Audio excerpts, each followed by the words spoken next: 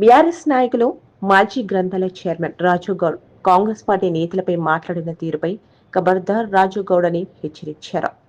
Tandur youth leader Anil ఇష్టమన్నట్లు మాట్లాడితే సహించమని ఖబర్దార్ అని హెచ్చరించారు.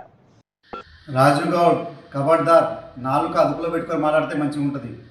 ఎందుకంటే అనుభవంలో పెద్దవాడు, పెద్ద వ్యక్తి, ఉన్నత పదవుల్లో ఉన్న వ్యక్తి గురించి మీరు ఏదైనా మాట్లాడేది, ఏదైనా మీ పార్టీ మీకు సంస్కారం నేర్పింది, ఏదైనా మీ నాయకుడు రోహిత్ రెడ్డి గారు నేర్పింది. ఆయన రాజకీయ అనుభవం అంత ఉండదు మీ ఏజు. దారాసింగ్ గారి రాజకీయ అనుభవం అంత ఉండదు మీ ఏజు. ఎందుకంటే అతను 18 సంవత్సరాల్లో రాజకీయాలకు వచ్చాడు, ఉప సర్పంచ్గా చేశాడు, ఎంపీటీసీగా చేశాడు, ఎంపీపీగా చేశాడు, మరియు జడ్పీటీసీగా 2 సార్లు చేశాడు. అది కాకుండా చైర్మన్గా, సొసైటీ చైర్మన్గా కూడా చేశాడు. ఇన్ని పదవులు అనుభవించి ఇప్పుడు కొత్తగా మన డిస్టిక్ సంబంధించిన కాంగ్రెస్ పార్టీ ప్రెసిడెంట్గా కూడా ఎన్నికడం జరిగింది.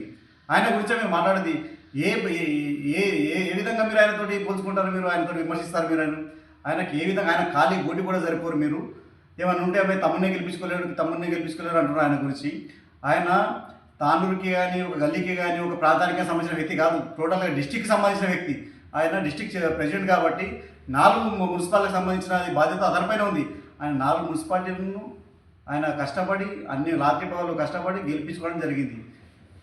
అదే కాకుండా ఇక్కడ కాన్సన్ట్రేషన్ తక్కువ చేయడం జరిగింది.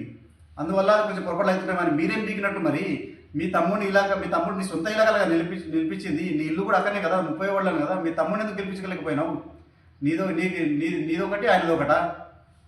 అదే కాకుండా ఆయన మాట్లాడితే మీ జాతి, బంజారా జాతి, ఆ జాతి, ఈ జాతి, లంబడోళ్ళు గింబడోళ్ళు అంటున్నావు. చూస్తావా లంబడోళ్ళది ఎట్లుంటుందో? రాత్రి మీ ఇంటి దగ్గరకు వచ్చి 2-3 వేల మందిని తీసుకొచ్చే బాధ్యత మాది, లంబడోళ్ళది, మా దారాసింగ్ గారిది. నీ ఇల్లే నీలమట్టం చేయగలుగుతారు వాళ్ళు వచ్చి. ఇంకొకసారి నోరు అదుపులో పెట్టుకొని మాట్లాడితే మంచిగా ఉంటుంది. లంబడోళ్ళు గింబడోళ్ళు కానీ పర్సనల్గా క్రిటిసైజ్ చేయడం కానీ అవన్నీ బంద్ చేసుకుంటే మంచిగా ఉంటుంది. ఇంకొకసారి కానీ పర్సనల్గా కానీ ఎలా కానీ మాట్లాడితే మాత్రం పరిణామాలు చాలా తీవ్రంగా ఉంటాయి. గుర్తుపెట్టుకోండి. మీ పార్టీ షోకాజ్ నోటీస్ ఇచ్చింది 7 రోజుల లోపల వివరణ మీ నాయకునికి. అయినా కూడా మీరు ప్రెస్ మీట్ పెట్టిందంటే మీ పార్టీ కూడా మీరు విలువని ఇవ్వట్లేరు. మరి మీరు ఇంకెవరికి వివరిస్తారు? మీరు 4 పార్టీలు మారిన వాళ్ళు, 4 నాయకుల దగ్గర మోచేతి నీళ్ళు తాగిన వాళ్ళు, మీకు ఏ పొద్దుగా తందాన కొట్టేటోళ్ళు మీరున్నారు. ఇకనైనా మారి ఒక నాయకునికే ఉండి వికనాయకుని వెంటనే జరిగి మీరు ఇప్పటికైనా మారాలని మనస్ఫూర్తిగా కోరుకుంటున్నాను. అంతే. చేయండి, షేర్ చేయండి, కోసం ఛానల్ ని సబ్స్క్రైబ్ చేయండి. అలాగే ఇక్కడ ఉండే ఈ గంట సింబల్ ని క్లిక్ చేయండి. మేము అప్డేట్ చేసే ప్రతి వీడియో నోటిఫికేషన్స్ మీకు వచ్చేస్తాయి.